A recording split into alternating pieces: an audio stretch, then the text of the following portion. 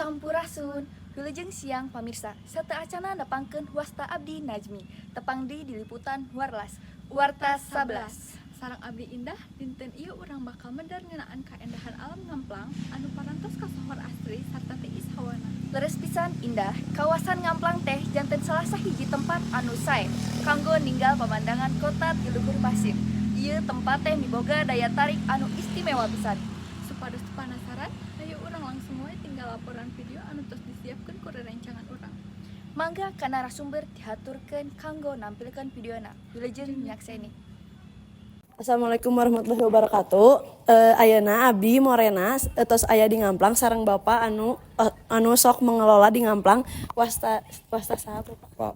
Pak Ade Rohmat. Ayeuna di dia abdi sareng Pak Ade bade naroskeun beberapa pertanyaan anu kahiji aya naon anu disebut tempat wisata Ngamplang jeung naon kaistimewaan utamana Pak? Keistimewaan di Ngamplang ya kalau disebut nama teu aya keistimewaan, cuman wisatanya nya agak lumayan juga gitu nya. Bahasa Indonesia Bapak mah? Enggak apa Pak, enggak. Bapak? Ya. Terus saha wae anu biasana datang nganjang ka tempat wisata Ngamplang? Seueur ti kota-kota lain oge nu lebat ka Ngamplang dieu mah. Oh iya ya.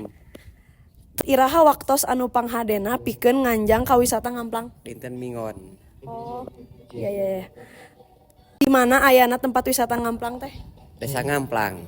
Di Cilawu ya Pak? Iya, Cilawu Desa Ngamplang. Kunaon tempat wisata Ngamplang sok disebut tempat healing jeung disebut oge Swiss Vanja Pak? Kapungkurna tilas penjajahan Belanda.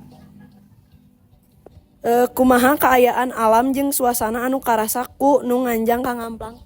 Enakeun karaoseunna teh da udarana tauseun pisan. Oh. Oke, muhun sakitu Bapak anu abdi taroskeun. Nuhun waktosna Pak, maaf keganggu. Henteu, Ya. serius. Ya, wassalamualaikum warahmatullahi wabarakatuh. Hatur nuhun narasumber kanggo laporanana abdi Najmi. Abdi indah, atur nuhun kanu tos nyikseni. Wilujeng siang pamirsa. Assalamualaikum warahmatullahi wabarakatuh.